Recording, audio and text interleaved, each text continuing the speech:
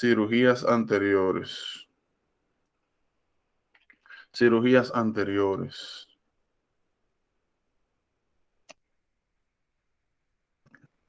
Mm,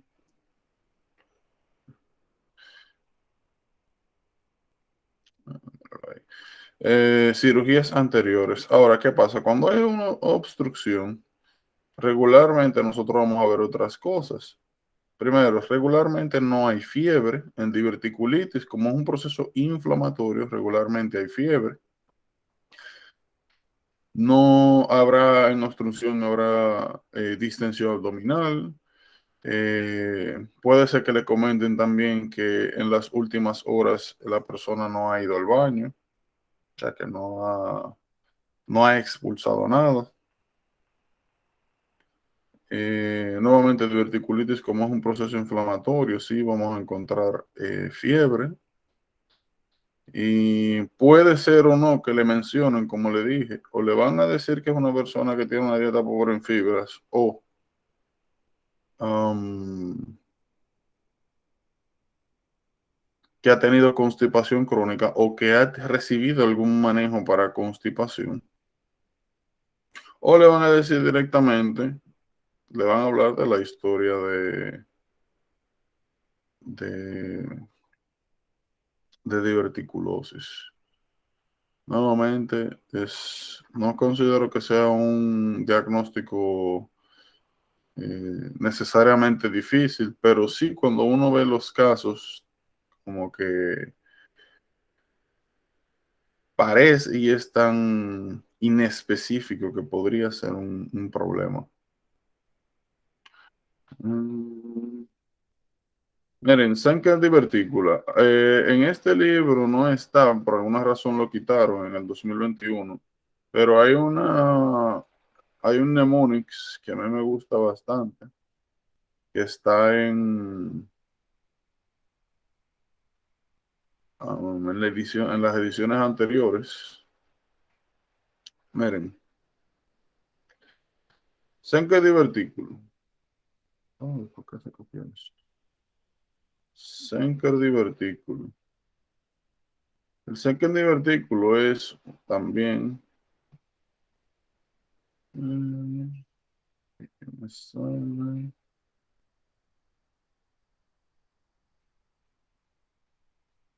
Ah, ok, aquí sale. ¿Saben qué divertículo? Miren, recuerden que siempre que hablamos de divertículo lo vamos a dividir en falsos y en verdaderos. Ya mencionamos que los falsos son aquellos en los cuales hay un outpouching de mucosa que no tiene los tres layers característicos. Verdaderos, como vamos a ver acá en el divertículo de Meckel, sí contienen los tres layers de composición clásica. ¿Cómo identificarse en qué divertículo? Como ustedes están viendo acá, el divertículo de Selken se refiere a un outpouching que sucede en el triángulo de Killian o triángulo cricofaringeo.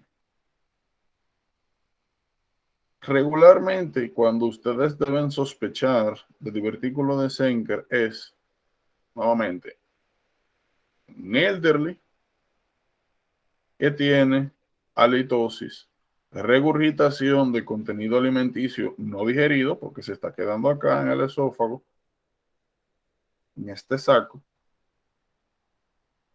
y hay algo llamado gurgling.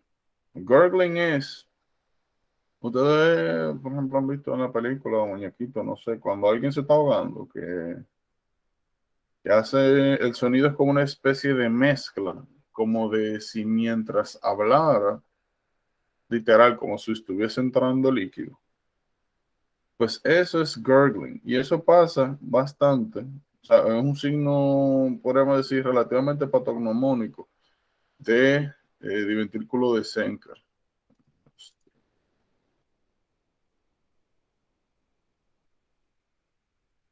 Sí, esto. Divertículo de Senker. Entonces, esto acompañado de regurgitación, persona elderly, evento sugestivo de senca divertícula. Importante de esto, bueno, el tratamiento es sencillamente excisionar, miotomía, quitar el segmento. Importante tener en cuenta con senca divertículo, bueno, como nosotros vamos a tener un outpouching y vamos a tener contenido alimenticio en esta área, pues el riesgo de broncoaspiración aumenta. Es una complicación a considerar. Cuando nosotros entremos a pulmonar, vamos a ver que, aunque me parece que lo hemos llegado a mencionar en otras circunstancias, que dependiendo de la posición donde uno se encuentre, donde uno esté cuando ocurre la aspiración, es, es lo que va a determinar en el segmento donde se desarrolla la neumonía. Esto va a ser importante, pero nuevamente en pulmonar. Miren, divertículo de Meckel. Normalmente, eso es periodo embriológico. Normalmente en periodo embriológico nosotros tenemos una conexión entre el ombligo. Tenemos una conexión entre ombligo y duodeno. ¿Qué sucede? Esto es lo que se le llama conducto onfalomesentérico, conducto vitelino. Normalmente en el periodo embriológico se oblitera, se quita esta comunicación. Pero ¿qué pasa? En algunas personas esto se mantiene. Ups. Esto se mantiene. ¿Cuál es el detalle? La presentación de divertículo de Meckel es bien variada y bien incómoda. También es un diagnóstico que hay que sospechar. Miren, lo primero es lo siguiente. Esta región de acá se convierte automáticamente en un lead point. Un lead point. Un lead point, no sé si ustedes recuerdan cuando nosotros hablamos de intususcepción, de que habíamos dicho de que cuando nosotros teníamos alguna irregularidad en el segmento, en cualquier segmento gastrointestinal, eso promovía, o sea, estas irregularidades servían como lead point o áreas donde puede ocurrir intususcepción. ¿Alguien recuerda cuáles eran las manifestaciones de intususcepción? O sea, cuándo sospechábamos de intususcepción, cómo se presentaba, cómo lo distinguíamos de otras patologías gastrointestinales. Mm. ¿Cuándo pasaba? ¿Qué circunstancias hasta ahora hemos visto donde puede pasar intususcepción?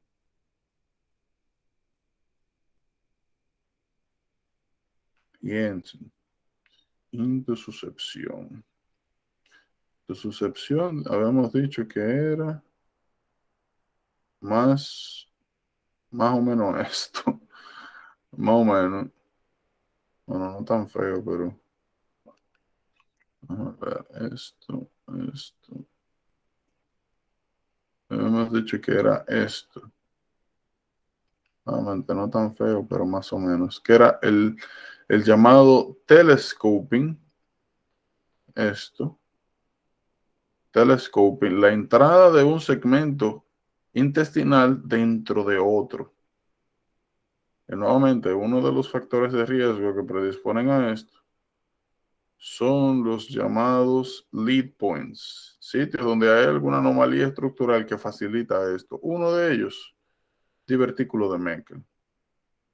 Recuerden que cuando hablábamos de intususcepción, primero, hasta ahora, la patología que hemos hablado que predispone a la misma, o sea, el vertículo de Meckel, es en niños sobre todo, rotavirus.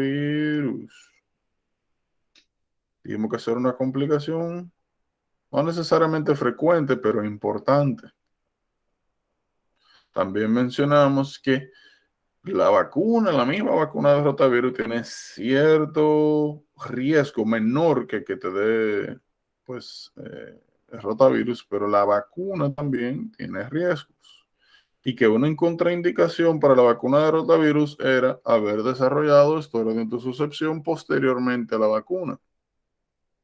Habíamos dicho que intususcepción era cuando ocurría este telescoping del segmento gastrointestinal. Lo que pasa posteriormente es como una especie de encarceración, considéralo como si fuera una especie de hernia.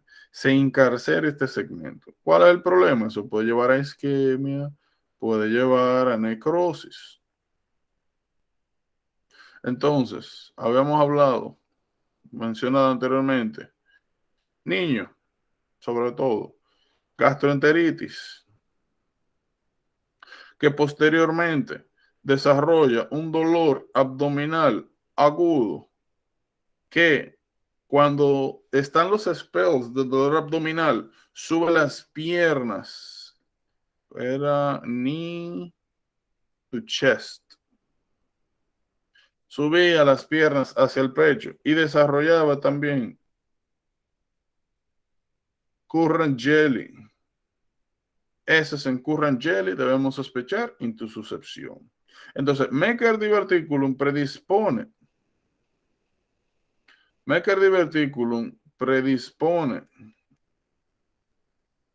al desarrollo de intususcepción. Entonces, cada vez que nosotros tengamos un niño, vamos a ponerlo acá, un niño que desarrolla gastroenteritis, o sea, diarrea, fiebre, y posteriormente desarrolla este cuadro, rotavirus. Ahora, un niño en sus primeros años de vida que no tiene ninguna diarrea, que no tiene ninguna fiebre, desarrolla este cuadro, debemos de pensar automáticamente en divertículo de Meckel como causa de intususcepción.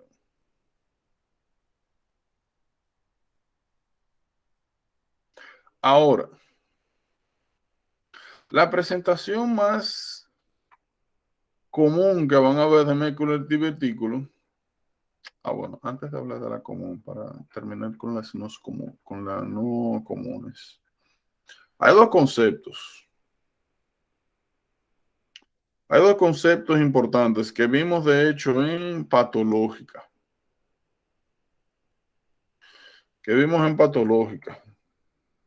Ustedes recuerdan que era amartoma. ¿Recuerdan que era lo que significaba el concepto de amartoma? Y lo que era coristoma. ¿Recuerdan qué era lo que significaba eso?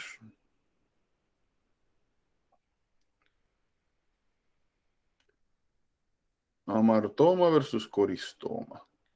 Nuevamente solo vimos en...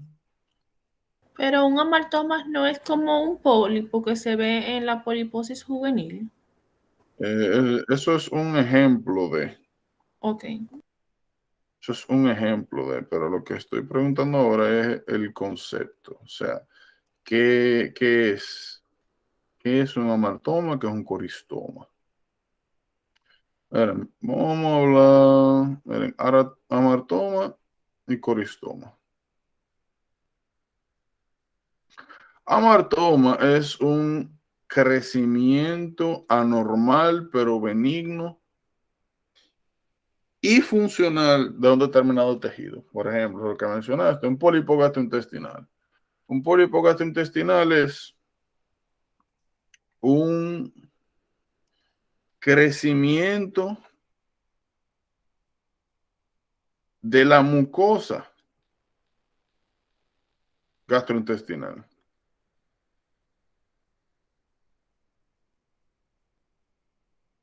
Crecimiento de la mucosa gastrointestinal. Considéralo como, no sé, vamos a decir hiperplasia. Una especie de hiperplasia, que el tejido circundante, por ejemplo, aquí vamos a poner gastrointestinal, que este tejido circundante crece.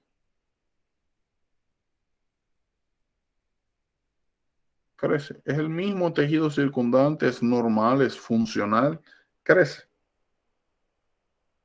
Eso pueden considerarlo perfectamente como un amartoma. Ahora, coristoma.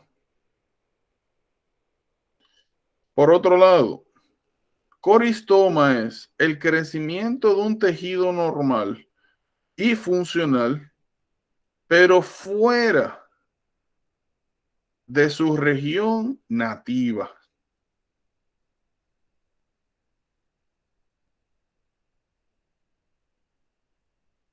En el caso de los pólipos intestinales, nosotros tenemos crecimiento del tejido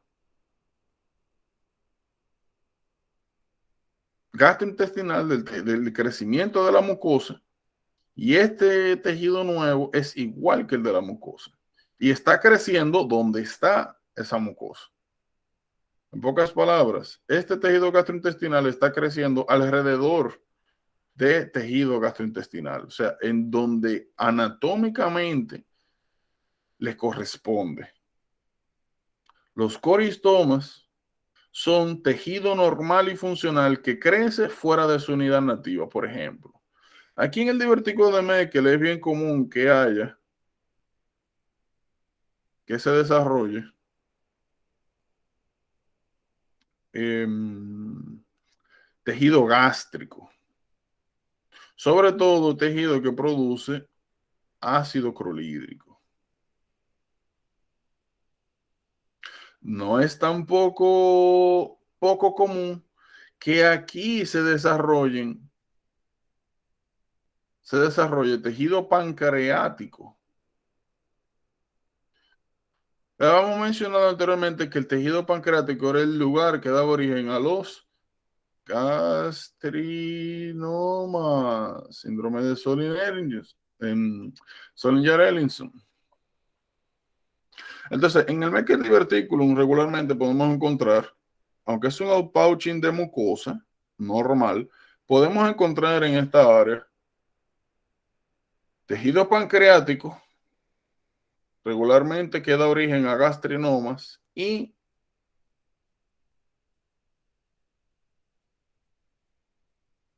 tejido parecido a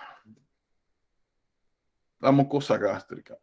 Como estos son tejidos normales y funcionales, pero que están fuera de sitio, esto no está en el páncreas, esto no está en, en estómago, a eso se le llama coristoma. Entonces, un niño desarrolla gastrinoma, piensa en divertículo de Meckel.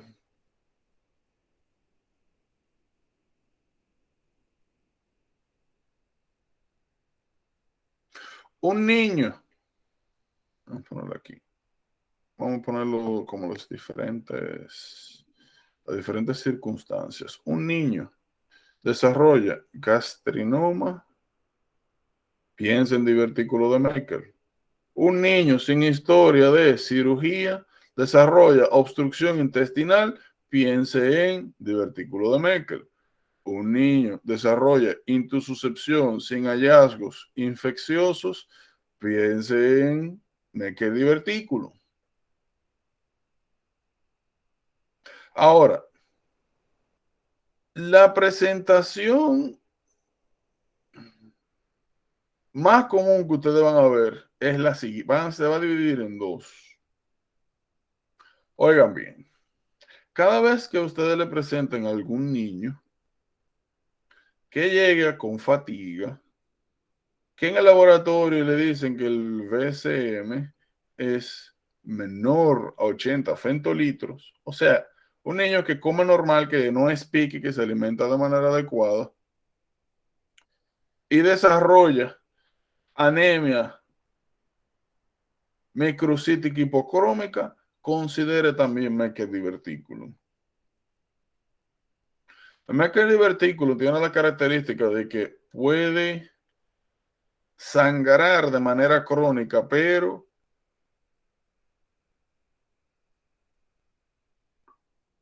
de dos formas, o lento, imperceptible, y desarrollar nuevamente, secundariamente, pues esto, anemia microcítica hipocrómica, o segundo, podemos desarrollar más comúnmente un sangrado visible. Los sangrados gastrointestinales ya sabemos que se dividen en dos, hematoquesia y melena.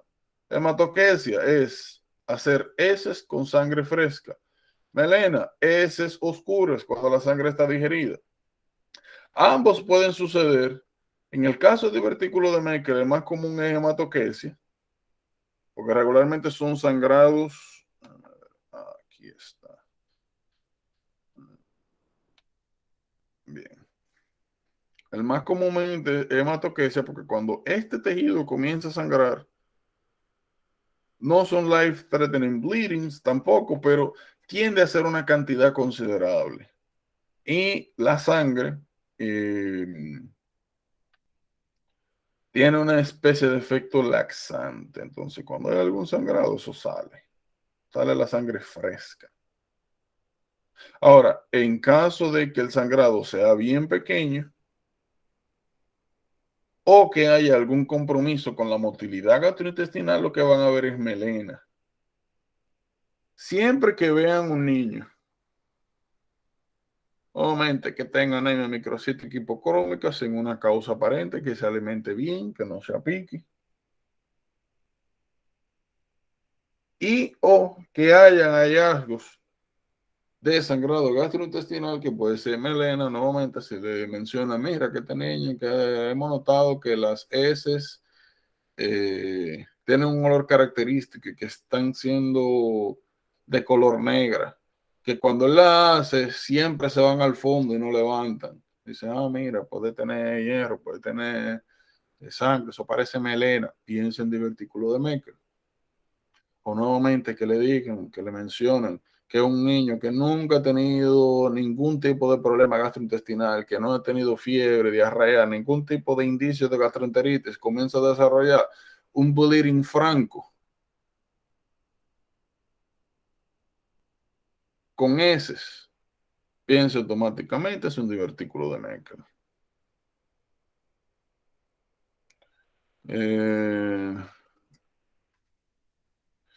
Hay algo que se llama Meckel skin.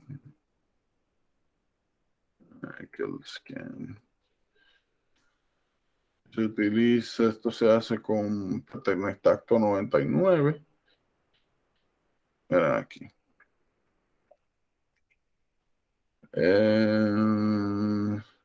Pues se inyecta, se da un material de contraste.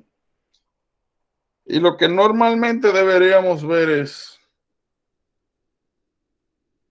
Vamos a inventar con esto. Tengo que acostumbrarme a esta vaina.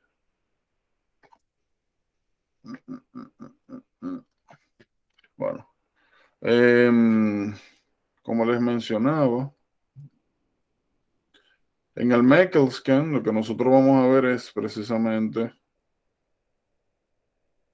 a ver si esto lo agarra ahora. Dios mío, acostumbra algo grande. Mira aquí. Pues sí, como le decía, en el Meckel scan, lo que nosotros normalmente deberíamos ver es lo siguiente. Nuevamente el PT-Nectato 99, o sea, marcado, que se da, que se administra. Lo que normalmente nosotros deberíamos ver es el bladder, porque al final se elimina, es un medio de contraste que se elimina vía renal. Y el pertecnectato lo que nos permite a nosotros identificar es mucosa gástrica. ¿Qué pasa? Nosotros mencionamos hace un momentito que uno de los componentes clásicos del divertículo de Meckel es contenido gástrico. Entonces, cuando nosotros vemos en el Meckel Scan una colección de aparente material um, de contraste, sugestivo de que aquí se encuentra un foco ectópico de mucosa gástrica, eso es una prueba confirmatoria de Meckel divertículo. Si bien es cierto, es algo que se podría teóricamente visualizar a través de endoscopía. Ups.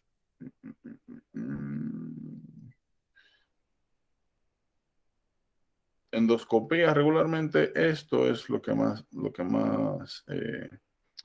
van a ver. Cuando nosotros tenemos anormalidades, y por si acaso, lo digo también para divertículo de Senker, tanto como para Meckel, para que no caigan en el gancho de las endoscopías.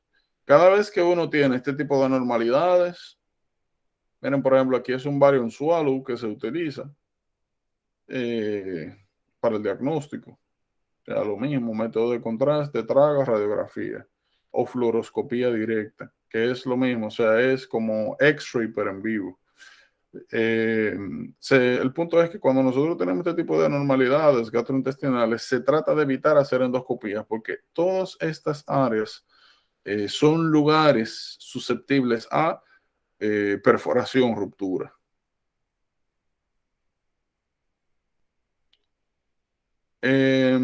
Estas presentaciones que dimos, sobre todo asociadas a sangrados, nuevamente vamos a ponerle apellido, niños menores de 2 años.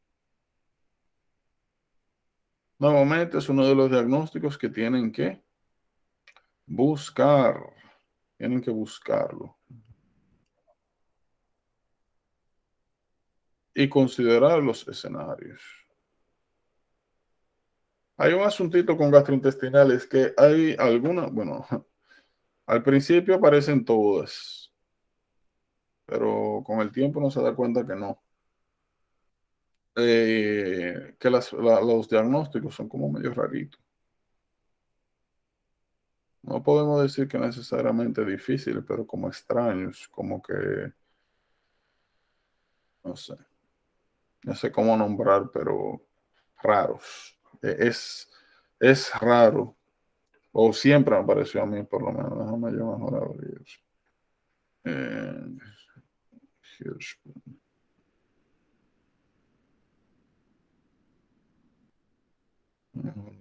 Hirschman.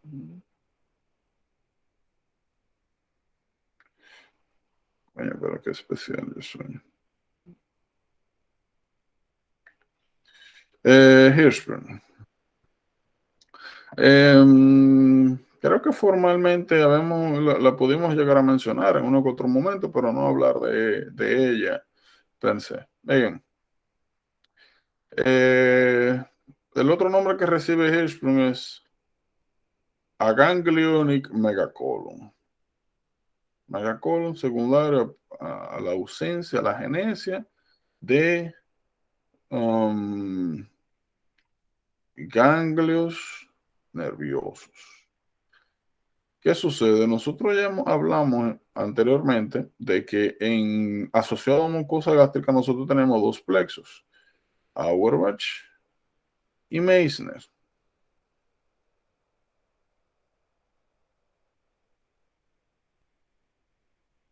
¿Qué pasa?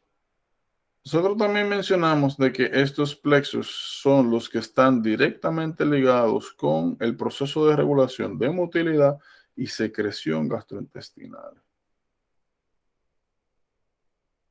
¿Qué pasa? Todas las células ganglionares, independientemente del tejido donde se encuentre, son derivados de la cresta neural, significando que todas las colecciones de células neurales en el plexo de Auerbach y Meissner derivan de primordio neural. Significa que tienen que migrar. ¿Qué sucede? Cuando nosotros tenemos un failure de la migración de este conjunto de células de la cresta neural, podemos desarrollar segmentos gastrointestinales funcionales, estructuralmente normales, pero que no tienen motilidad. Si no tiene motilidad, bueno, no puede proporcionar contenido intestinal. Si no puede proporcionar contenido gástrico, pues se acumula. Secundariamente, como estamos hablando de fibras musculares, o sea que tienen cierta capacidad elástica y de adaptación, pues eso puede llevar a dilatación del segmento afectado. ¿Qué es importante acá? Miren, primero, en teoría, por si acaso, cuando hablamos de enfermedad de Hirschsprung, esta es la imagen que ustedes van a ver regularmente. Ahora les aclaro algo. Tú puedes tener afectación de diferentes áreas de segmentos colónicos. Tú puedes tener perfectamente que solamente esté afectado este segmento. Puedes tener que esté afectado también este segmento, el colon completo. El colon completo. Lo que determina cuáles segmentos van a estar afectados es en qué semana ocurrió el failure de la migración. Mientras más lejano,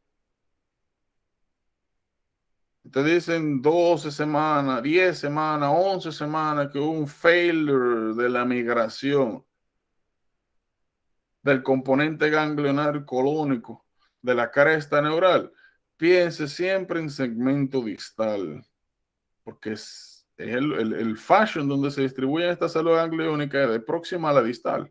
Por eso es que en Hirschsprung siempre vamos a tener involvement distal. Ahora, así como podemos tener involvement distal, podemos tener también involvement de estas áreas. Nuevamente, lo que va a determinar qué área del colon está afectada es a la semana o el intervalo de semana donde ocurre el failure de la migración. Mientras más lejos está el, el problema gangliónico, significa que la migración ocurrió más tardíamente.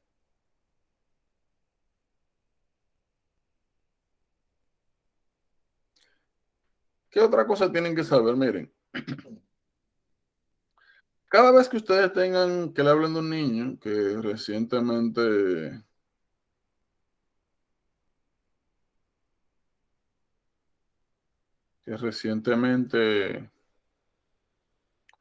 um, que acaba de nacer, dentro de todas las cosas que hay que estar pendiente, hay una bien importante relacionada a gastrointestinal. Y es el paso del meconio. Saben que el meconio es, por decirlo así, la primera pues defecación. Cada vez que ustedes vean a alguien que le digan que un niño, que ya han pasado 2 días, bueno, y meconio regularmente pasan dentro de las primeras 24 horas, pero se da un periodo de hasta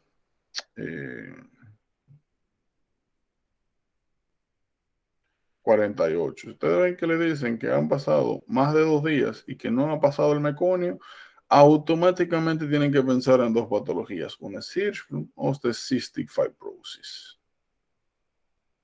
Cystic fibrosis.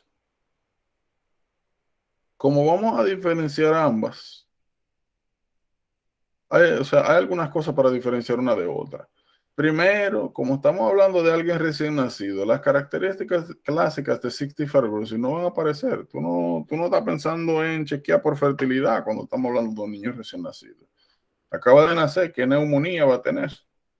¿Qué pérdida de peso va a tener? ¿Qué falta de desarrollo va a tener? Acaba de nacer. ¿Qué insuficiencia pancreática vas a ver? Acaba de nacer.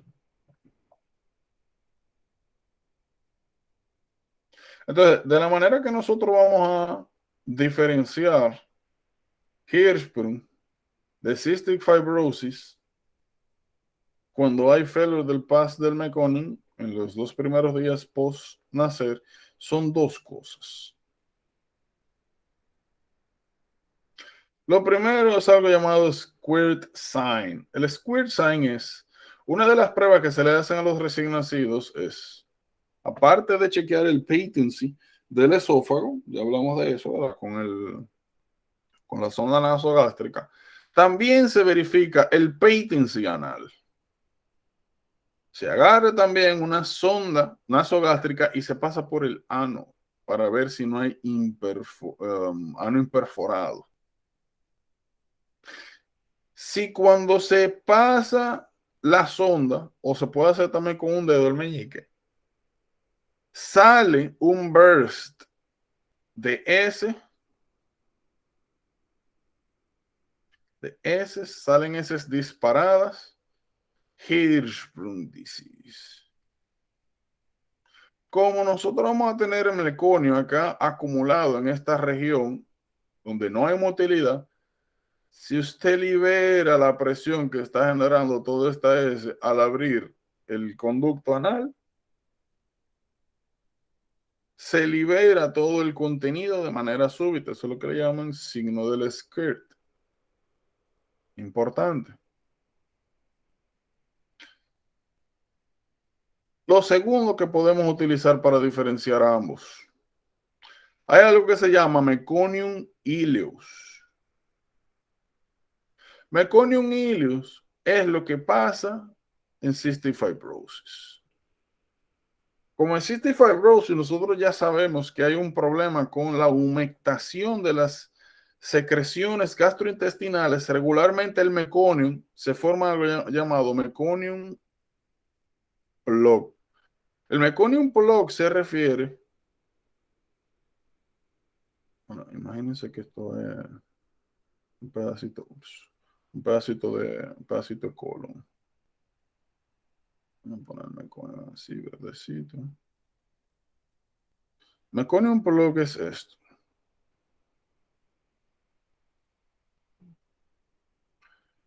Puede pasar acá, puede pasar incluso antes, ilio secal, en el secum, en el ilio, más frecuente en el ilio.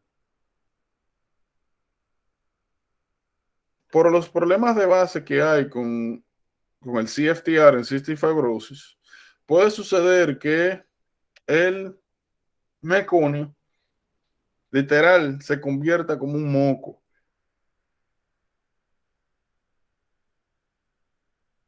moco deshidratado, y se convierte precisamente, como dice su nombre, un meconium plug. La característica principal que tiene ese meconium plug es que causa signos de obstrucción, por supuesto. Y que cuando usted percute el abdomen, siente una matidez, que hay una masa, que hay algo. Niño acabó de nacer, matidez a la percusión, no ha expulsado el meconio. Piensa en cystic fibrosis, un meconium plug que hay por ahí.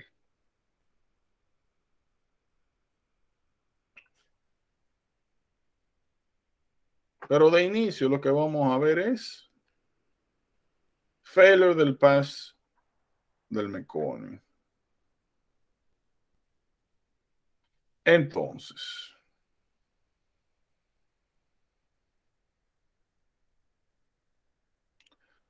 miren,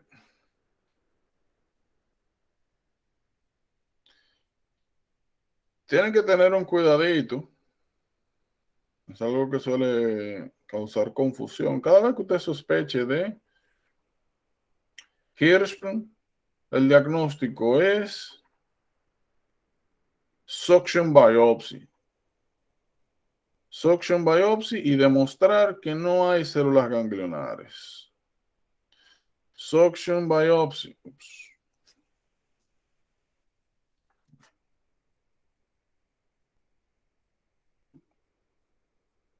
Suction biopsy. Miren aquí. Suction biopsy. Así es que se hace. ¿Qué es lo que se buscan? Si hay presencia o no de células gangliónicas en colon, sobre todo.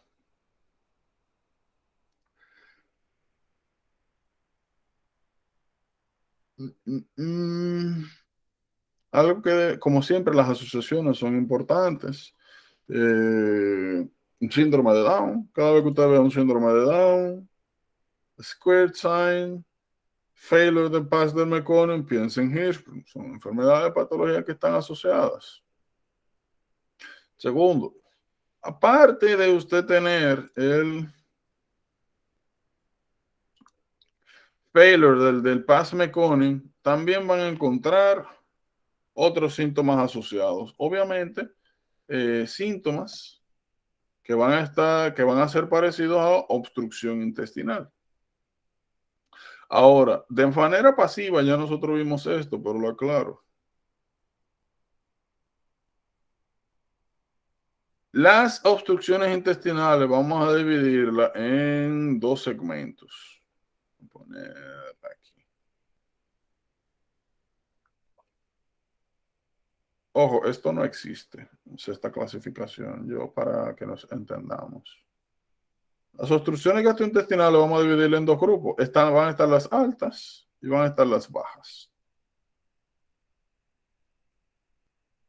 Las altas, vamos a decir que suceden por arriba a la segunda porción del duodeno. Ya nosotros sabemos que aquí, en la segunda porción del duodeno, es donde desemboca conducto colédoco, que veta las secreciones biliares. Entonces, si nosotros tenemos un bloqueo, de este color, vamos a ponerlo aquí. Si nosotros tenemos un bloqueo por arriba de este segmento, los vómitos van a ser no biliosos. Ahora, si tenemos un bloqueo por debajo de este segmento, o sea, donde ya el contenido a digerir tiene contacto con la bilis,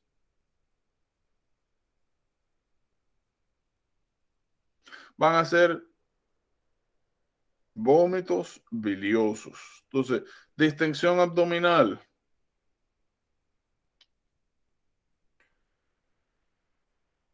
Fallo al hacer heces, o sea, no se pasan heces. Vómitos. Nuevamente, en este caso particular, como el problema ya es distal, biliosos, ya se ha mezclado el contenido gástrico con bilis. Tenemos que pensar en Hirschsprung. Como hemos hablado ya, hay diferentes patologías en niños donde el vómito, donde todas tienen vómitos, pero hay características diferentes. Entonces yo pregunto, ¿cómo nosotros hacemos el diferencial entre tracheoesophageal fístula, pyloric stenosis, ahora Hirschsprung, obstrucción intestinal, Hirschsprung, obstrucción, intususcepción? Hirschsprung, para lo que acabamos de hablar, no es tan importante. Y de hecho, bueno, está aquí. Tracheoesophageal fístula. Vamos a poner aquí, podemos agregar Zenker divertícula, pyloric stenosis, Hirschsprung's, obstrucción intestinal. Ok.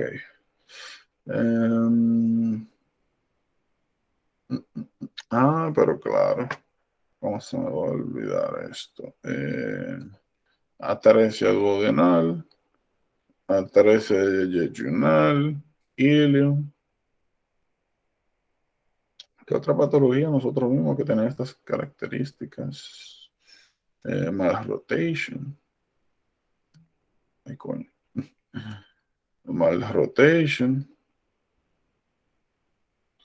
Malrotation. Ya. Nada, comienzan a hablar ahí. ¿Cómo hacemos el diferencial de todas estas patologías? Comenzando por traqueoesofageo fístula. ¿Cómo nosotros diferenciamos traqueoesofageo fístula? ¿Cómo lo hacemos? Hagan ciencia ahí.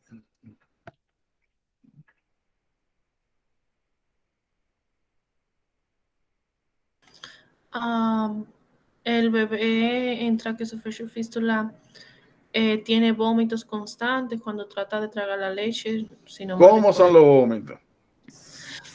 Son completos, o sea, no se como se queda en la bolsa, no tienen contenido gástrico, entonces no salen como desbaratados como uno lo ve, sino completa la leche, o sea, entera. No entiendo. O sea, te entiendo, pero no te entiendo. Bueno, cuando las enzimas en el estómago de cierto modo descomponen lo que es la leche. Entonces, cuando en la traqueoesofagea fístula, tengo entendido, si no me recuerdo, la leche sale igual, o sea, el vómito es como un vómito limpio. Vamos a ponerle apellido. En Sí. traqueoesophageal fístula encontramos Eh, vómitos con contenido no digerido. Bien, eso eh, es lo que te quiere decir. Eso mismo. Billy, Bien, no digerido. ¿Y qué fue lo otro que mencionaste? ¿qué es non-bilious? Que es no bilioso, porque la obstrucción ocurre por encima del lugar donde se mezcla bilis con el contenido, en este caso gastrointestinal. ¿Qué otra cosa podemos ver en traqueoesofagea fístula? Que se ve en las primeras semanas de vida. Se ve inicialmente. ¿Qué más?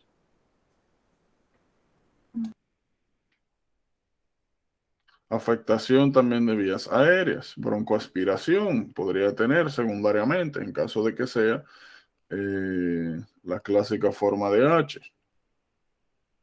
Bien. Pyloric stenosis. ¿Qué es lo que vemos en pyloric stenosis? ¿Cómo nosotros diferenciamos pyloric stenosis? Tiene como un olive. Vamos por parte. ¿Cómo el vómito? Non-bilious. Entonces, pyloric stenosis, primero vamos a tener un niño, ¿verdad? Pero chiquito, que tiene non-bilious vomiting. El time frame. O sea, ¿cuándo usualmente pasa? ¿En qué Ah, tiempo? Luego de ah, nacer.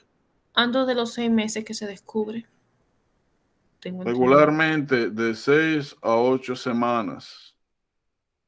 El time frame. El punto es que no pasa acabado de nacer. Eso se desarrolla posterior. A diferencia de traqueoesofagea fístula, que eso es, nace síntomas. Aquí en las primeras semanas está bien.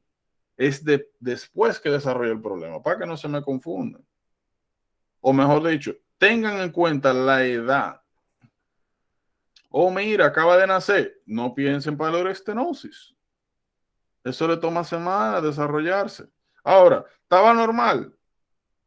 Pasaron ya un mes, 2 meses y comenzó la sintomatología. Considere pyloric stenosis.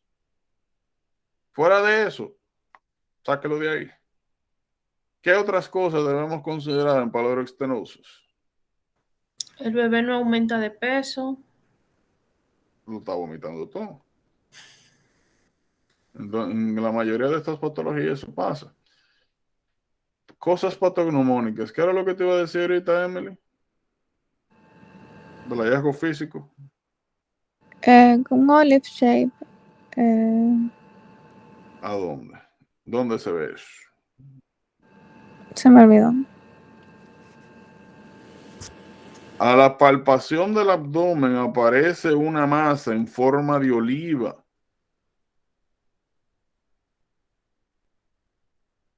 Cuando le palpan el estómago, sienten una masita en forma de oliva. Oliva. Eso es clásico de pylorextenosis. Factores de riesgo para pylorextenosis. ¿Con qué que se asocia? ¿Qué cosa que usted ve en la historia de un niño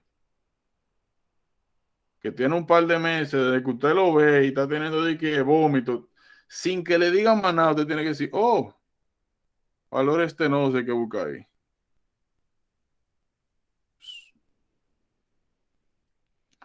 Factor de riesgo, ¿con qué era que se asociaba? Macrólidos. Niño, infección, antibiótico. Posterior a eso, non-bilious emesis o life-shaping el abdominal examination. Automáticamente, pylorextenosis se asocia a la utilización de macrólidos. Eso es importante. Porque puede estar ocasionado entonces de manera, no quiero decir iatrogénica, porque iatrogénica implica descuido de parte médico, pero está relacionado con previo tratamiento médico.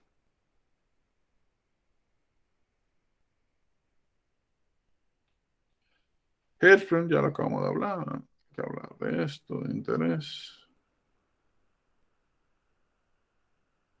Obstrucción intestinal, lo mencioné ahorita, cada vez que usted ve a alguien que tiene distensión abdominal, que no está, que tiene varios días que no defeca, que tiene historia de cirugía abdominal, de intervenciones abdominales. La causa más común, repito, son adhesiones. Piensa en obstrucción intestinal. Y la I, creo que era la I. No me acuerdo.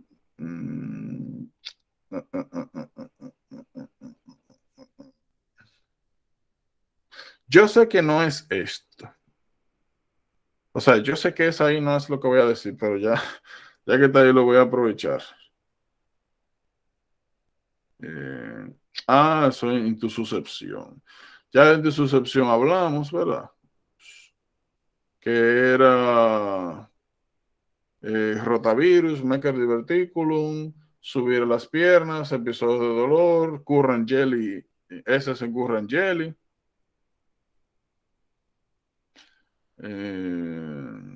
Que ahí debemos vencer intususcepción. Currant jelly stools. Por si acaso, miren ahí esos currant jelly stools. Nos habla de tejido necrótico. Lo que le iba a decir, no hemos visto algo, pero va por aquí, que es ilio. Ilio, le llaman ilio, pero vamos a hablar de eso. Aquí hay que agregar, de hecho, vólvulo. ¿Qué era esto? Second divertículo, ya lo vimos. Elderly, regurgitación, gurgling, broncoaspiración, halitosis. Atresia duodenal. Háblenme. Eso tiene double bubble sign. Double bubble sign, ajá. Tiene bilious vomiting. ¿A qué se asocia? ¿A qué patología se asocia? Síndrome de Down. Síndrome de Down. Ok, double bubble sign, signos de obstrucción intestinal, double bubble sign, también. Y atresia yeyunal ileal. ¿Qué es lo que vemos ahí?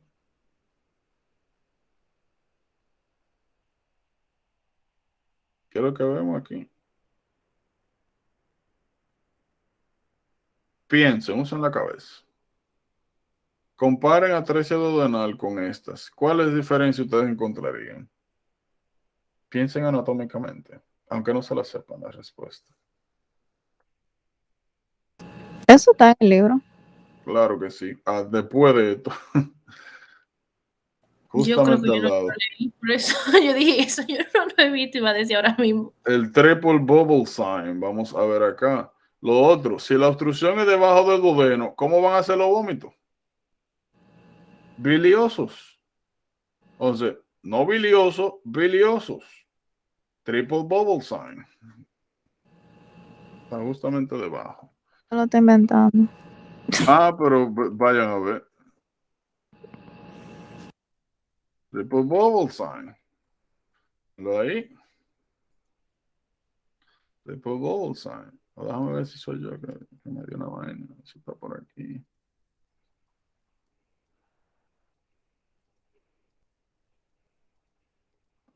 Es posible, a veces pasa.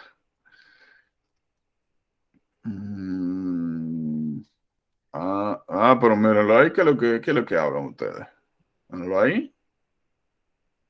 Mírenlo ahí. ¿Qué página es esa? 369. Pero léelo, ahí dice triple bubble sign. Míralo ahí, triple bubble. ¿Dónde? Están dudando, pero coño, míralo ahí. Well, Míralo ahí, triple bubble. Extra my shoe, triple bubble. Dios mío, están dudando. No, pero está bien. Bueno, ya lo otro que era preguntar a eso, la etiología.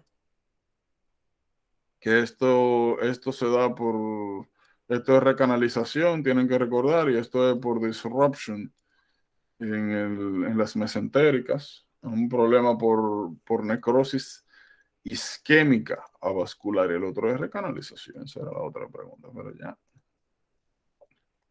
Eso está ahí, miren a ver. Eso pasa, yo le dije, miren, hay un misterio con esta vaina, es que tú lo lees 500 veces y 500 veces encuentras una vaina nueva. Y precisamente para eso hacemos estas cosas también, estos ejercicios.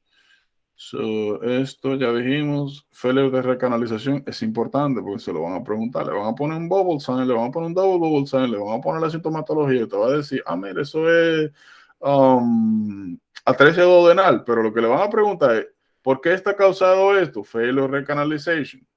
B, disruption isquémico. C, agenesia. D, aplasia. ¿Qué diablo? Mira, atresia. Eso suena como agenesia. Mala. Failure de recanalización.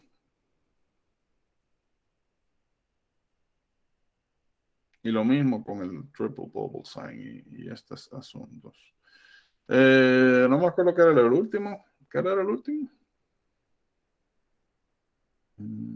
Mal rotation. ¿Qué es lo que vamos a ver mal rotation?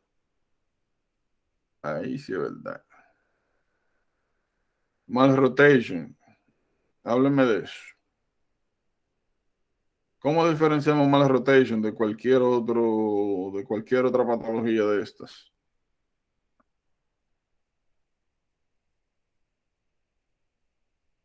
No, pero mentira. Miren, mal rotation va a ser cuadro clásico, el cuadro clásico de obstrucción intestinal. Puede ser biliosa, puede ser no biliosa, pero regularmente biliosa, dependiendo del área donde cura la mal rotation. Pero como regularmente no pasa a nivel intestinal bajo para allá, tiende a ser no bilioso. Distensión abdominal, vómito, ¿cómo era lo otro? Distensión abdominal, vómito, fallo de evacuar, heces.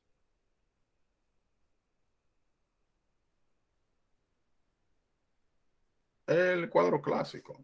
Entonces, ¿cómo nosotros diferenciamos entre malrotation y las otras patologías? Hay un estudio que se llama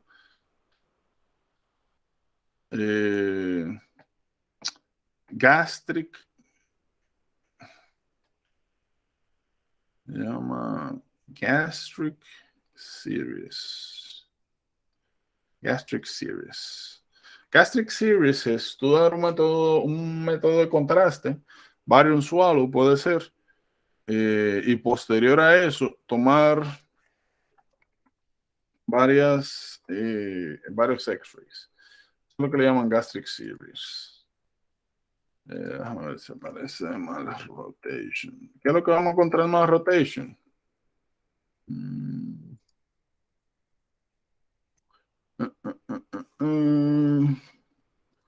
Si veo uno. Bueno, mira. Aquí se ve un poco.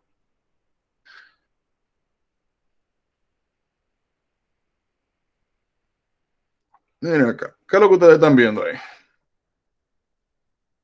Una distribución asimétrica de vowels. Normalmente los vowels deberían estar regados. Literal. Normalmente el vowel debería estar regado en la cavidad abdominal. Normalmente el vowel debería estar aquí, así, regado en cavidad abdominal, pero no le está. Entonces, usted ve una colección de intestino delgado, sobre todo hacia el lado derecho del cuerpo, piense más rotation. El hallazgo patognomónico no se ve, pero es sugestivo a esto, y es que el ligamento de Treitz se encuentra hacia la derecha, y obviamente tiene que estar a la derecha, porque si todo el intestino está para acá, dime.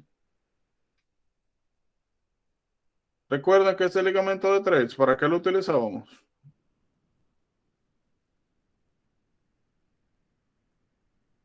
¿Para qué era que servía el ligamento de Treitz?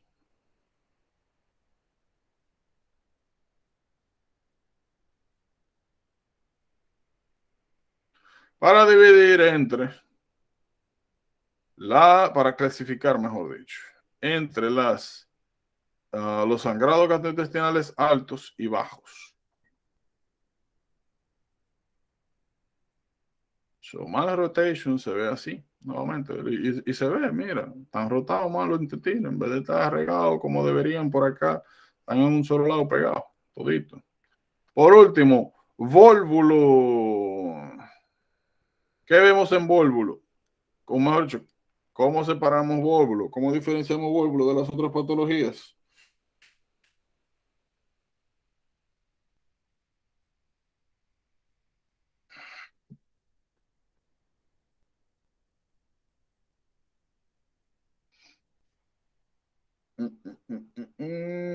Primero, la sintomatología es la misma de todito.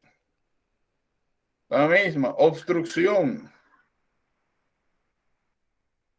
Lo mismo. Distensión. Bilious emesis.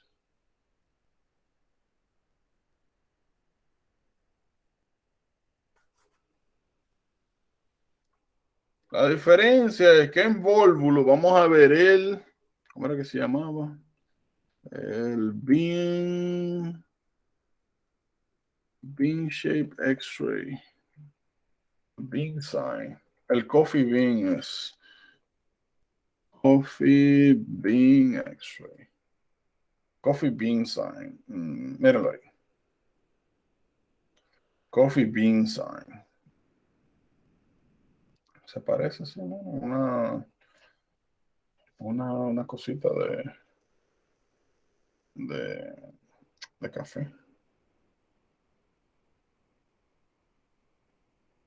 Nuevamente, lo importante de todo esto es que todo es igual, pero o hay algo en la historia o hay algún hallazgo en imágenes. Coffee bean sign, vólvulo. ¿Qué es el vólvulo?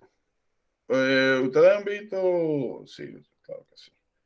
Los que, por ejemplo, en los cumpleaños y en el circo, que hay uno, bueno, no se parecen nada a esto, pero los globos esos largos que le dan forma y cosas, se parece a esto, ¿verdad? Pues eso mismo es lo que pasa con el intestino. El intestino rota sobre sí mismo, aquí, rota sobre sí mismo, y todo este segmento sufre isquemia. Entonces el vólvulo pueden considerarlo una especie de emergencia quirúrgica. Tanto con vólvulo como en tu suscepción, por si acaso, una de las primeras cosas que tienen que hacer, claro, depende de muchas cosas, pero regularmente lo primero que se hace es un barium enema. Generalmente se prefiere el barium enema porque es diagnóstico y sirve para el tratamiento. Si con esto no se resuelve, entonces cirugía. Ojo, esto se usa para, ¿cómo se llama esto?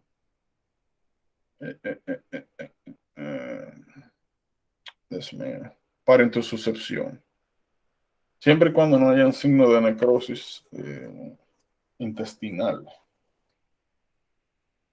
Luego de que se resuelve esto, o sea, se acabó el cuadro agudo, bueno, después se lleva a cirugía para quitar el lead point. Porque si no, vuelve para atrás, eventualmente. So, coffee bean. Ya.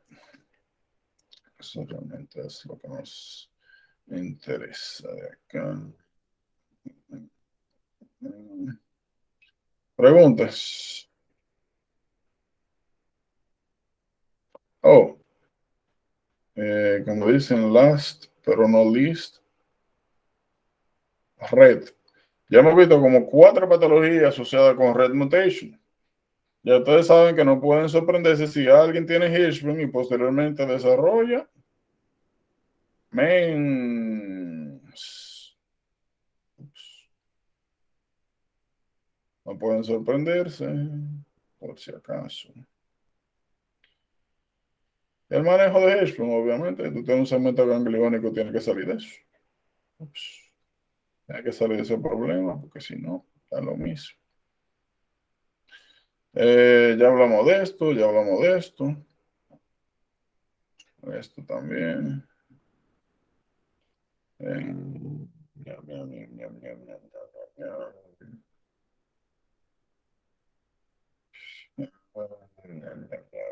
Vamos a ver otras causas de esto más adelante. Pero ya, está bien. Vamos a hablar de esto. Ups,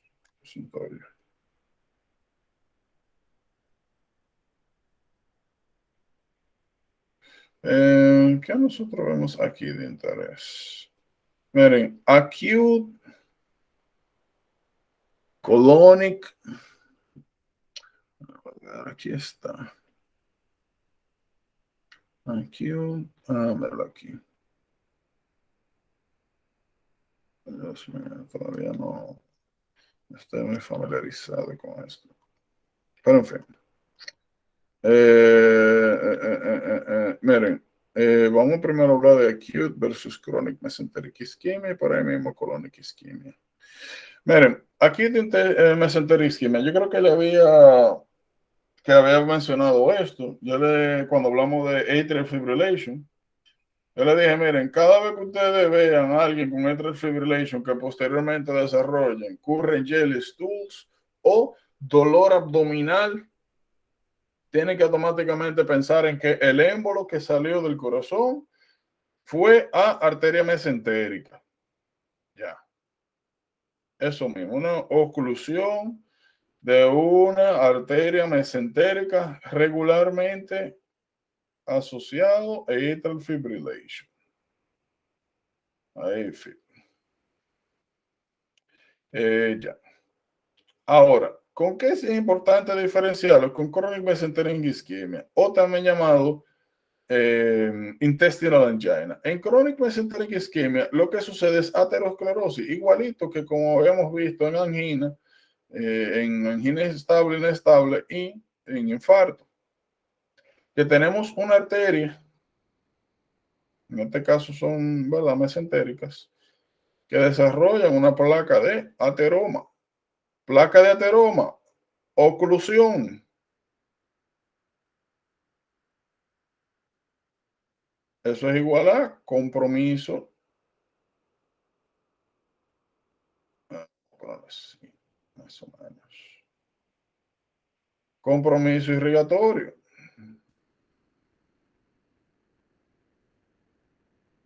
Compromiso irrigatorio. ¿Cuál es el problema?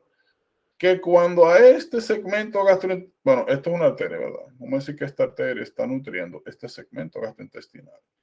Cuando aquí llega comida, para el proceso de digestión y absorción, va a significar que yo voy a necesitar, diferente. Se supone, ¿verdad?, que en ese momento las demandas locales, esto nuevamente es un segmento gastrointestinal. Esta es la arteria que nutre este segmento. Si aquí llega comida, significa que todo este segmento va a tener que aumentar la cantidad de oxígeno que consume, la cantidad de nutrientes que consume y por ende va a necesitar más aporte vascular. ¿Cuál es el problema? Que si yo tengo un blockage por aterosclerosis, no voy a poder suplir las demandas energéticas y de oxígeno que requiere este segmento gastrointestinal. Y eso es igual a isquemia. Isquemia es igual a dolor. Intestinal angina es una persona que desarrolla dolor abdominal secundario a comidas. Por esto, hay una placa de ateroma que no permite que cuando se requiere más oxígeno por acá, eso que aumente correspondientemente el aporte vascular. Entonces, ¿qué es lo que vamos a ver en intestinal angina? Pérdida de peso, obviamente la persona va a comenzar a asociar el comer con dolor abdominal y pasivamente va a dejar de comer. No es algo necesariamente consciente. ¿Cuándo deben sospechar de intestinal angina? Pues sencillo.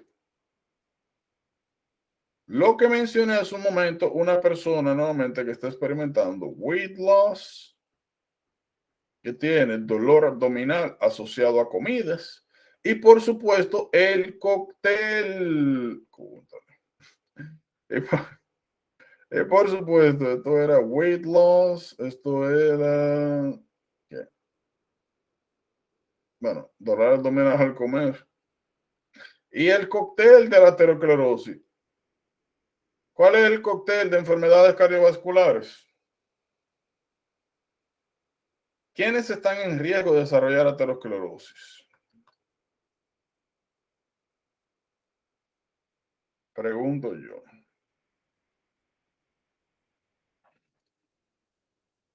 Digan ustedes. Hipercolesterolemia. ¿Cómo? Hipercolesterolemia. Ok, ese es uno. ¿Y qué más?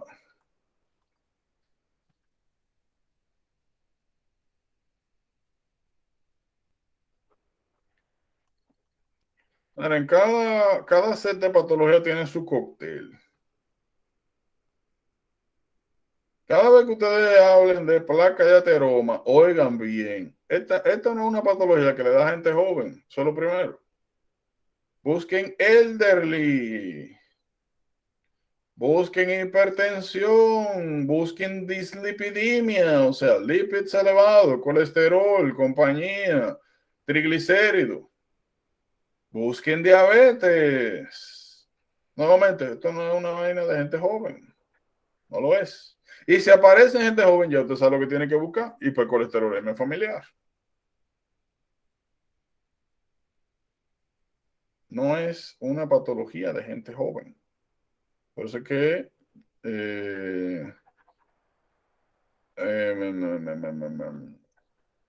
por eso es que cuando encontramos estos llamados cócteles, hay que tenerlos presentes, porque es que usted comienza de una vez a descartar. Un joven, dolor abdominal, acaba de comer, y dentro de las opciones aparece chronic mesenteric ischemia. Dice, no, es que todo es posible en esta vida, ¿verdad? Pero yo sé que eso es poco likely, nada más porque una persona joven. Joven. No es común. Esto se fue. Esto se fue. Esto se fue. Chronic ischemia. Ya hablamos de eso también. Los watershed areas. Dijimos, recto sigmoid junction. La flexura esplénica. Están en riesgo de desarrollar isquemia. Dijimos, paciente, cirugía o alguien con alguna hemorragia importante, o que llegó con una hemorragia importante, o que dentro de la cirugía tuvo una hemorragia importante, dijimos, ¿verdad? Y luego de eso, que se resolvió, que lo transfundieron, bla, bla, bla, bla, bla, bla, pero que después de la cirugía comenzó a tener dolor abdominal, el current jelly stools, de una vez tenemos que pensar en colonic ischemia. ¿Dónde tenemos que buscar automáticamente? Retmo-sigmoid junction y flexura esplénica, porque son dos regiones que reciben irrigación de manera indirecta. No tienen arterias directamente hacia donde ellos. Como le decía ahorita, ilios. Esto ya está. Ilios. Ilios es igual a parálisis. Ilios se refiere a que algún segmento gastrointestinal, puede ser cualquiera, aunque aquí solamente estoy poniendo duodeno, colon, compañía, de manera transitoria, o sea, es una, bueno, voy a decir mejor el otro nombre. El otro nombre que recibe ilio es obstrucción funcional, donde no hay ningún problema con el sistema gastrointestinal, ningún problema, pero hay una parálisis transitoria. Se deja de mover el intestino. Si se deja de mover, obstrucción. ¿Ya? ¿Quiénes están en riesgo mayor de desarrollar ilio? Drugs abusers, sobre todo los derivados de opioides, o en cuestión, personas que reciben opioides, cáncer terminal, que recientemente han ido a una cirugía y están en opioides. Deja de defecar, piense en ilio. Otra cosa, o otra característica, otro escenario donde hay que considerarlo, anomalías electrolíticas, principalmente potasio bajo, principalmente.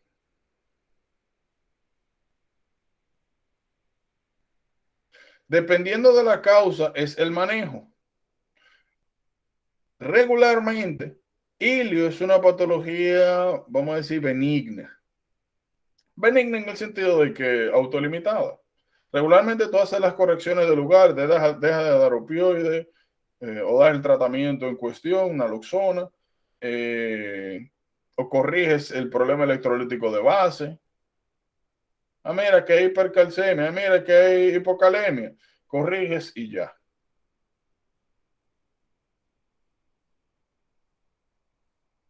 ¿Qué pasa? Aparte de esto, se pueden dar procinéticos. Procinéticos, en este caso, lo vamos a dividir en tres grupos. Están los colinérgicos que causan aumento de la peristalsis directamente. Esta metroclopramida, eso lo vamos a ver un poquito más adelante, que es un prokinético gastrointestinal. Y por último, en el caso de que sea inducido por opioides, pero por alguna razón tú no puedes dar naloxona o necesitas el efecto farmacológico sedante del mismo, no se da naloxona. ¿En qué circunstancias no es propicio dar naloxona cuando hay un ilio secundario a opioides? Bueno, a un adicto. A un adicto tú le das naloxona y lo que desarrolla es abstinencia. O como dije, en alguien postoperatorio donde tienes que darle el fármaco y lo que estás lamentablemente obteniendo de manera secundaria es un efecto adverso, pero necesitas la analgesia. Entonces, en este caso se utiliza otro fármaco que se llama metilnaltrexona. Metilnaltrexona es igual y hace lo mismo que hace naloxona. La diferencia, que no se absorbe gastrointestinalmente. Usted lo da por la boca, eso sale con la pupú y solamente te alivia los efectos adversos de los opioides a nivel gastrointestinal. Metilnaltrexona se llama. Meconionil y hablamos de eso.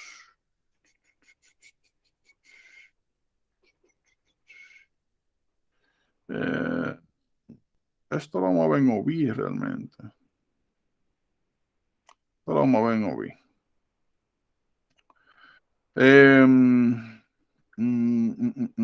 ¿Qué me interesa que sepan? Miren, cada vez que ustedes le mencionen que hay algún niño que está fórmula FED, o sea, que no está recibiendo seno por la razón que sea,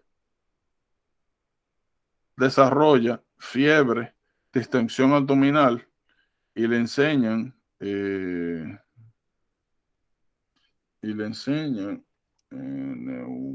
neumatosis intestinales. Y le enseñan una radiografía de esta característica, donde ustedes lo que ven como muchas bolsitas de aire, neumatosis intestinales, necrotizing enterocolitis. Regularmente, necrotizing enterocolitis es suspender el feeding, sobre todo fórmula. Estoy hablando del manejo. Regularmente suele dejarlo así y ya. Y observar, supportive. Ahora, hay algo que pasa con necrotizing enterocolitis y con todas estas patologías. Pregunto yo. Emily, cada vez que tienes una patología cardiovascular, ¿cuáles son los síntomas que te indican inestabilidad o severidad de la patología cardiovascular, sea cual sea?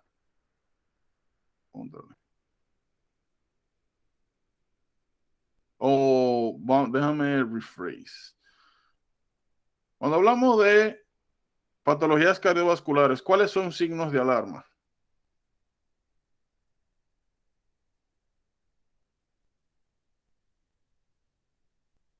¿Cuáles son las cosas que tú tienes que buscar siempre que hay una patología cardiovascular? Nada más para asegurarte de que no se va a morir ahí, en ese momento.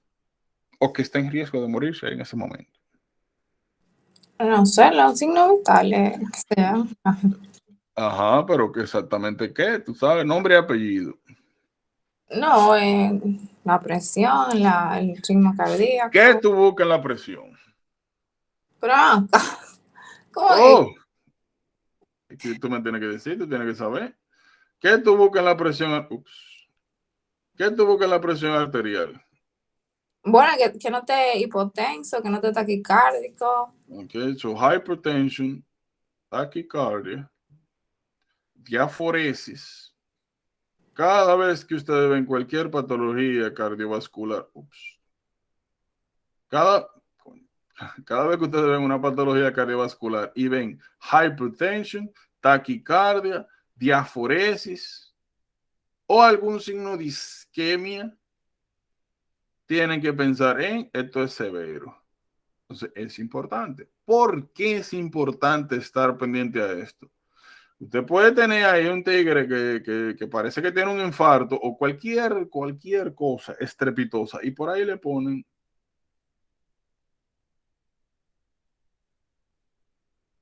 180 milímetros de mercurio. A usted se le puede pasar eso. Y ya esto es un criterio para, por ejemplo, abordajes quirúrgicos de emergencia. Si nosotros estamos hablando de AAA, de abdominal aortic aneurysm, y usted ve que desarrolla dolor abdominal más hypertension, ya eso es cirugía de una vez. Dolor abdominal, alguien que se sabe que tiene abdominal aortic aneurysm, hypertension, eso es cirugía. Taquicardia, eso es cirugía. Entonces, y son cosas que hay que estar pendiente de eso. Cada vez que vean cualquier persona con alguna patología que tiene indicios de ser cardiovascular, busque sus signos de alarma. Cambia el manejo. Cambia el manejo. Y nuevamente son cosas que pasan totalmente desapercibidas si usted no la busca. Ahora, en gastrointestinal, ¿cuáles son los signos de alarma? Hemos visto mucha patología. ¿Cómo yo determino, por ejemplo, aquí en necrotizing enterocolitis, si voy a dar supportive o si voy a dar cirugía? ¿Qué cosas yo veo? Signos, síntomas.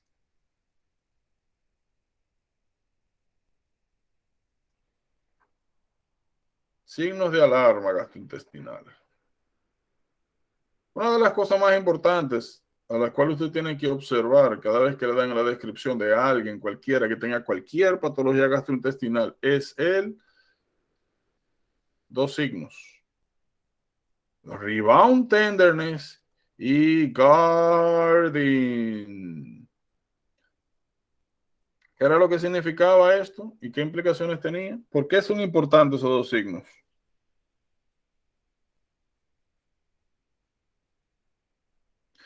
Rebound tenderness y GERD son importantes porque son los llamados signos de irritación peritoneal.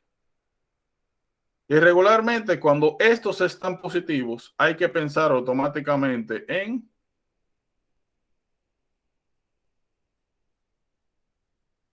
perforación intestinal. GERD, rebound tenderness positive. Piensen en perforación intestinal. Todas estas patologías de mayor a menor medida están en riesgo de perforarse.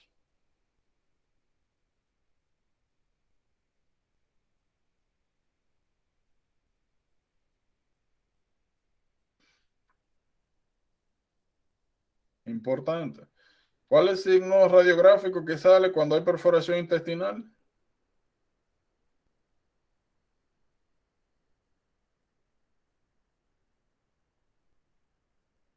¿Qué es lo que nosotros vemos en radiografía? ¿O qué deberíamos buscar?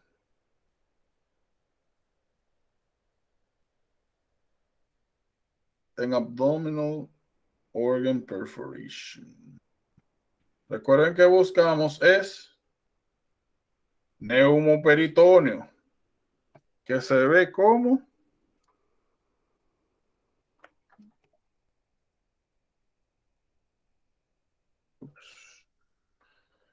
aire debajo de las cúpulas diafragmáticas. Se ve una separación de hígado y diafragma. Neumoperitoneo, busque su perforación intestinal.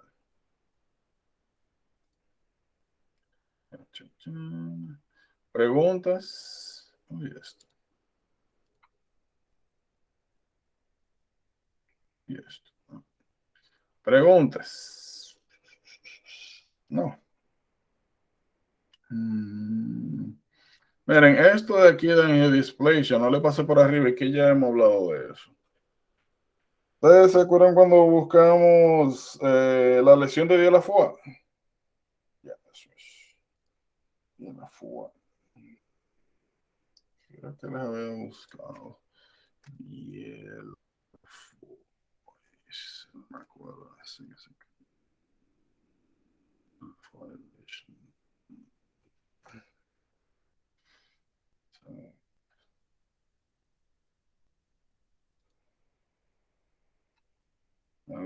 Un vaso aberrante que sale asociado en la superficie de la mucosa gastrointestinal que puede causar un profuse bleeding. ¿Cuándo deben sospecharlo?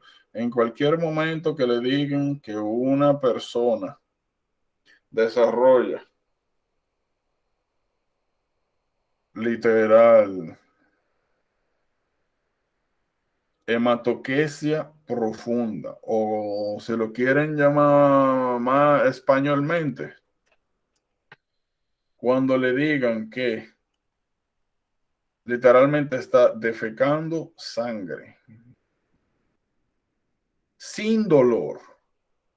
Sin dolor, eso es importante, sin dolor. Probablemente una de las cosas más importantes,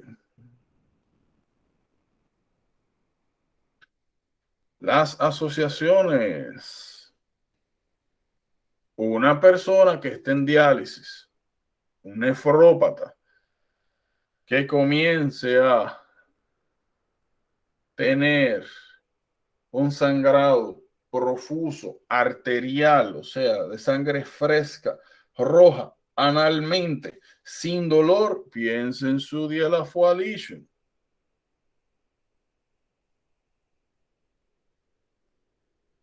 El otro más importante, aortic stenosis.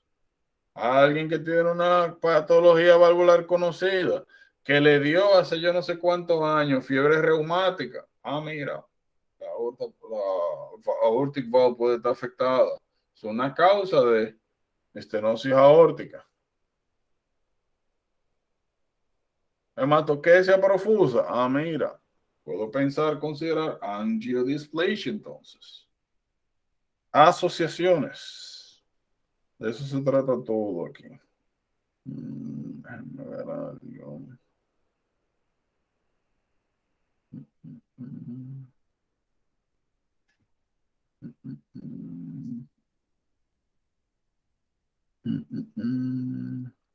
No, está bien.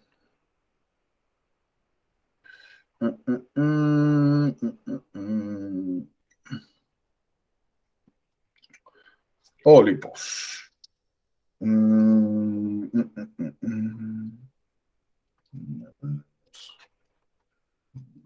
Ok.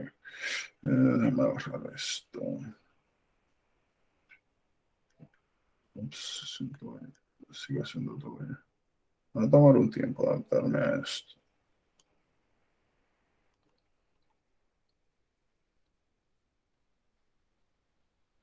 Y ese perro ahí. Miren,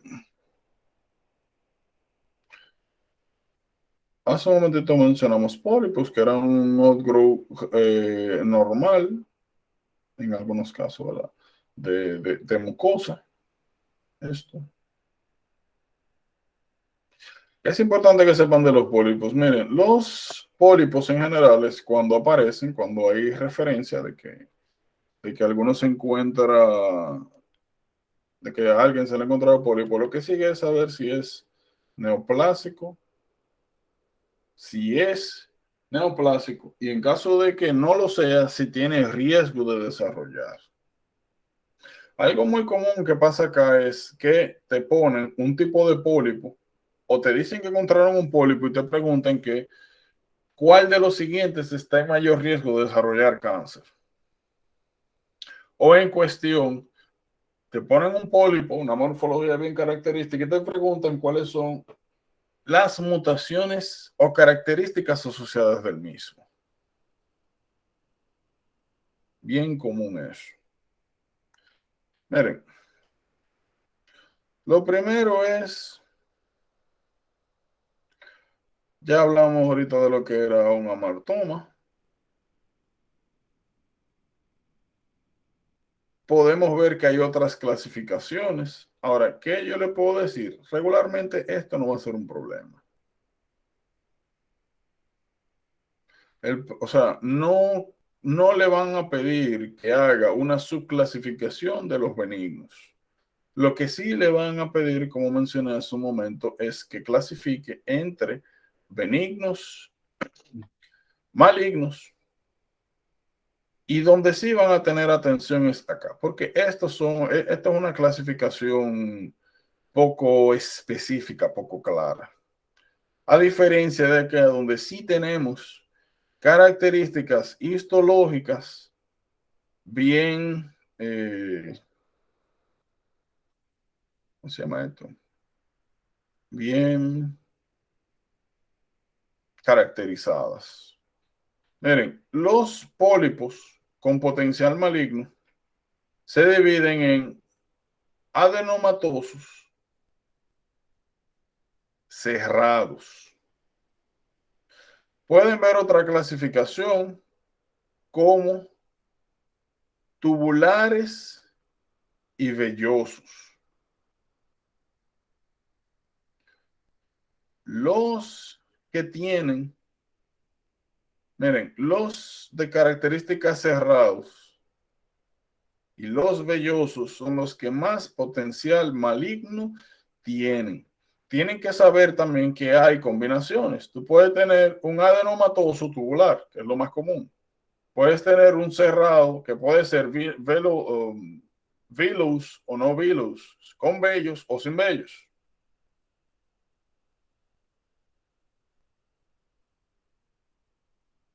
y otras combinaciones. Tú puedes tener túbulo velloso, adenomatoso. Cada uno tiene su riesgo de cáncer, o sea, su riesgo de malignidad. Ahora, los más importantes son, o lo que es más importante saber es lo siguiente. Los cerrados y los vellosos son los que más riesgo tienen de todos. Y en caso de que se desarrolle cáncer de estos, son los que tienden a ser más agresivos. Los que menos riesgo tienen de transformación maligna y en caso de que suceda menos agresiva son los tubulares y los adenomatosos. Como mencioné, importante que hagan su flashcard. Que hagan sus flashcards con sus asociaciones. Los tipos de mutaciones asociados, de cambios epigenéticos asociados a cada uno de los cánceres. Cómo se ven histológicamente, cómo se ven de manera gruesa. Porque son las características que le van a dar.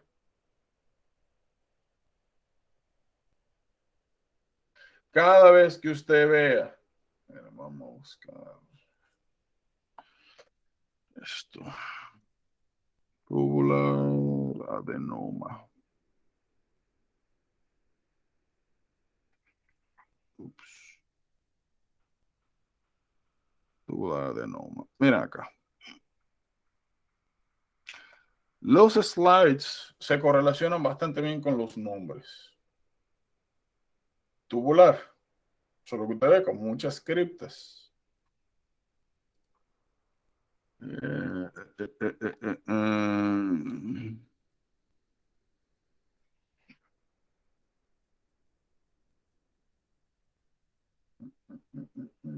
Eso no que tenga.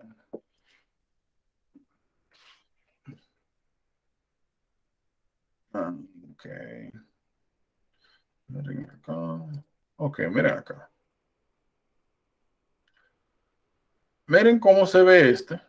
Miren cómo se ve este. Aquí lo que estamos viendo es un patrón glandular. Mira, este se ve mucho mejor. Miren, este es un patrón glandular. Todo eso que ustedes están viendo ahí son glándulas. Igual tú puedes tener extensiones, como vimos acá, pero lo que ustedes ven que aquí todo se ve oscuro y aquí el lining se ve como más claro. Todo eso que ustedes están viendo ahí clarito es esto. Glándulas. Adenoma hace mención a glándula. Glándulas en configuración tubular, así, tubular adenoma. Ahora, nuevamente, patrón glandular en pelo, que eso es lo que parecen muchos cabellos, y no es tan prominente estas características. Estas características no son tan prominentes, son más, se ven más gruesas estas extensiones de mucosa, tubular, grueso, fino, no tan adenomatoso, velloso. Estos son más tienen más potencial malignos que estos. Como mencioné,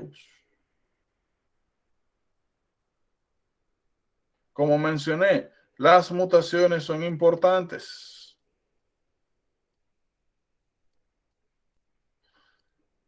¿En qué patologías fue que vimos mutaciones de BRAF? En la patent thyroid, pero ¿Cuál de todos esos cánceres? en el folículo. ¿En él? Folículo. No me parece. Te lo voy a tener que decir. No me parece. No, ese era el de PPAR y PAX-A. Yo creo que sí era folículo. ¿Tú crees? Nosotros vimos, ¿cuáles fueron los cánceres de tiroides que nosotros vimos? La medular thyroid carcinoma. ¿Dónde fue que vimos medular? Un thyroid. O sea, pero digo, ¿asociado a qué? Tú dices a red, ¿no? Al red mutation. Ajá. El Y anaplásico y el otro era el otro era el papillary. un papilar. Entonces, el papilar está asociado a Será BRAF, yo no sé. BRAF, principalmente.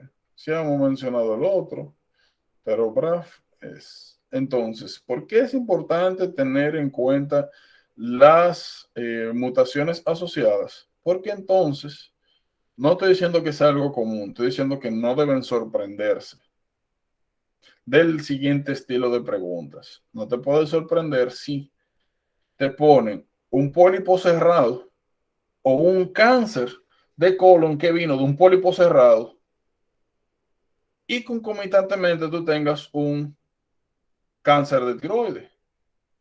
Papilar en este caso, son mutaciones asociadas. O que te pregunten de qué otro cáncer está en riesgo de desarrollo el paciente. O pólipo cerrado, BRAF mutation. ¿Qué otro cáncer tiene BRAF mutation? O papillary thyroid cancer. Por eso es que le digo, cada vez que ustedes vean que en algún lado le digan, le hablen de alguna mutación, es importante. Por asociación a otra patología, o como vamos a hablar mañana en relación al tratamiento, KRAS, el estado del KRAS es bien importante a la hora de elegir el tratamiento. Vamos a ver que el KRAS, vamos a ver que el KRAS se divide KRAS en dos grupos, en el típico y en el wild type. Y dependiendo de cuál sea el estatus del cáncer, es lo que determina parte del abordaje o de los fármacos disponibles para el tratamiento. Las mutaciones son importantes, son el pan de cada día y como les dije, son cosas que le van a preguntar, ya sea para la patología en cuestión que estén tratando directamente o en asociación a otras. Importante eso. Preguntas, dudas. No. Ustedes vieron lo que hicimos ahorita con las obstrucciones intestinales. Como les he dicho en varias ocasiones, recuerden, cada vez que ustedes vean